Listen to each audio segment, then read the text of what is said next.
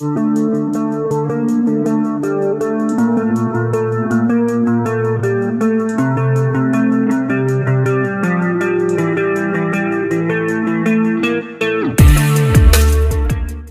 Edgar Chairez and Joshuavan were the second pairing to face off inside the Sphere in Las Vegas at UFC 306 on Saturday, a rather special card for the promotion. The night was set to honor Mexican Independence Day, billed as Noche UFC, a tradition that kicked off a year ago. It was also expected to be the UFC's one and only stop at the newly opened venue. Chairez stayed busy in the opening round, mixing up low kicks and even knees to the body. Before long, Van's leg was feeling it, and his mobility was at least somewhat compromised. In the second half of the round, a right hand by Chairez backed Van up, with Josh looking hurt. Chairez couldn't find the finish, however, with Van recovering and answering with a kick. In round 2, Van began turning up the heat, connecting to the body and hurting Chairez about a minute in. Van began unloading, and Chairez was desperately trying to cover up, under heavy fire. Van was firing lefts and rights. Chairez tried to return fire, but Van was lighting him up. More looping punches, more body shots, and Chairez looked ready to crumble. A desperation spinning back fist clipped Van just ahead of a possible TKO, however, putting Van on his heels. The pair then went to the ground,